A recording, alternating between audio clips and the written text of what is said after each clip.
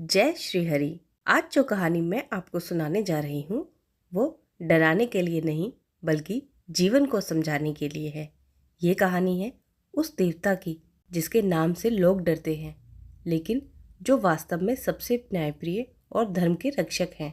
मैं बात कर रही हूँ धर्मराज की, यमराज की। कहते हैं जो इस कथा को श्रद्धा से सुन ले उसके मन में मृत्यु का भय निकल जाता है और जीवन में धर्म का दीप जल उठता है। तो आओ आज सुनते हैं धर्मराज की पावन कथा। बहुत पुराने समय की बात है जब लोग प्रकृति, ऋतु और धर्म के साथ जीना चाहते थे। मकर संक्रांति का दिन सिर्फ तिल गुड़ खाने का नहीं था, बल्कि यह दिन था धर्म के मार्ग पर चलने का संकल्प लेने का। इसी दिन से धर्मराज की कथा सुनी जाती है।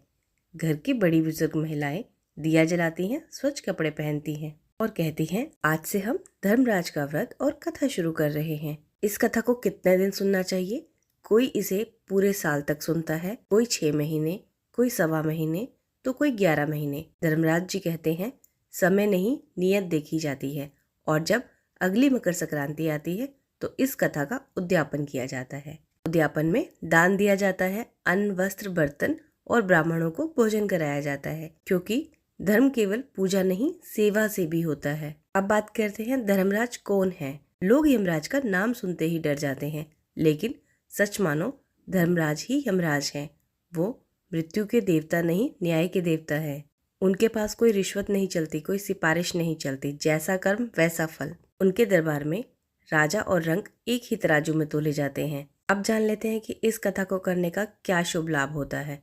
जो रोज ये कथा सुनता है उसका मन शांत रहता है, उसे अकाल मृत्यु का डर नहीं सताता और जीवन में वो गलत काम करने से पहले 2 बार सोचता है, क्योंकि उसे पता होता है एक दिन मेरा लेखा जोखा लिखा जाएगा। अब सुनो धनतेरस का दिन। कहते हैं धनतेरस के दिन यमराज और यमी की कथा सुनने से अकाल मृत्यु टल जाती है। इसलिए लोग दीपक जलाकर कहते हैं, हे धर्मराज हमारे जीवन की रक्षा करना। यह सब लोग डर की वजह से नहीं, आस्था की वजह से करते हैं। धन रूप पद यही रह जाता है, साथ जाता है तो सिर्फ कर्म। धर्मराज की कथा से हमें शिक्षा मिलती है कि झूठ से बचो, अन्याय मत करो, किसी का हक मत मारो और जितना हो सके अच्छे कर्म करते जाओ। आज की यह कथा यहीं समाप्त होती है। अगर ये कहानी तुम्हारे मन को थोड़ी शांति दे गई हो तो समझना धर्मराज की कृपा तुम पर है। और कमेंट में जय धर्मराज लिखकर जरूर बता दें। और इस कथा को हो सके तो अपने बड़ों के साथ जरूर सुनना, क्योंकि यह सिर्फ कहानी नहीं, जीवन जीने की सीख है। धर्मराज की जय हो। जय श्री हरि।